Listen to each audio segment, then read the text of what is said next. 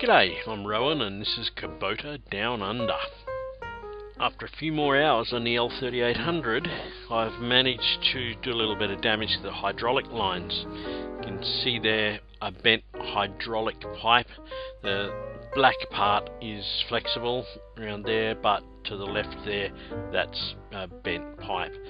Down here further on the hydraulic ram, you can see that there is a fitting where it goes into the hydraulic ram is bent. That is losing a whole heap. So here we go, we'll have a look at fixing that. You can see where the hydraulic lines run across the top of the bucket there, and you can see that big kink. I'm going to have to take off the cover, so I'm doing there now to access those hydraulic lines. And so I'll pull the cover off. Then I'm going to need to detach the flexible hydraulic lines from those hydraulic pipes.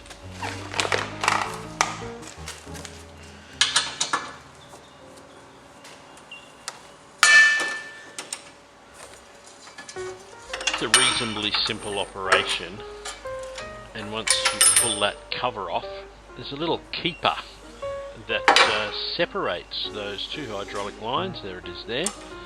It's got to sit over the top there to hold them apart, so just make sure you grab those couple, keep them aside for putting it back together later.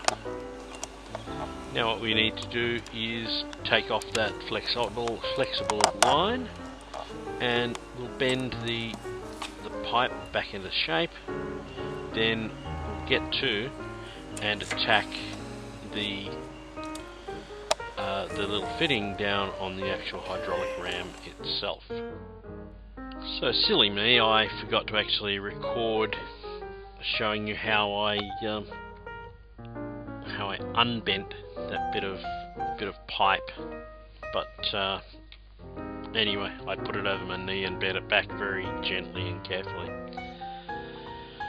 The nipple that I'm taking out of here, I bought a new one. Luckily it was reasonably cheap, about $12 from the Kubota dealer. And one of the things that I had to do when the new one came, it didn't have this little black O-ring. So I had to take this O-ring off the old fitting and put it onto the new fitting before I put it back together. I'm sure there's a reason for that O-ring. There's the part number. It was relatively simple to put back on.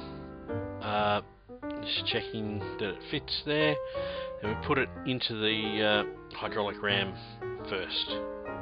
And so just screw that in there. The cameraman was a bit wallaby on this one. I guess you get what you pay for.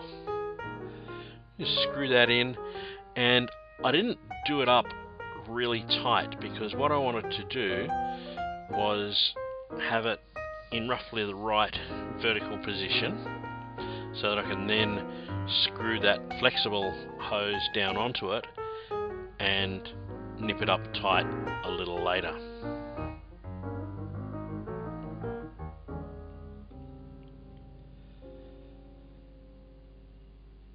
So just put the flexible pipe on and do that up.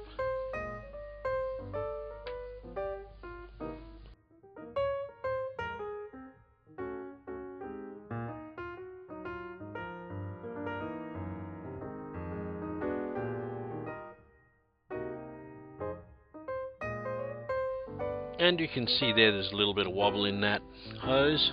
Just whack a spanner onto the nut there and get that vertical and done up nice and tight. That's where that O-ring is going to be fitting in against the hydraulic ram.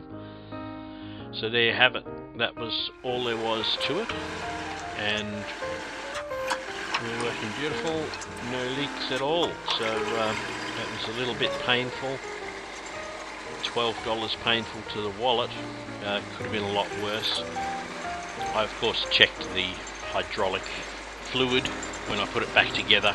There was no real loss there because I picked up on it very early. So no great harm done. All good now. Have a great day.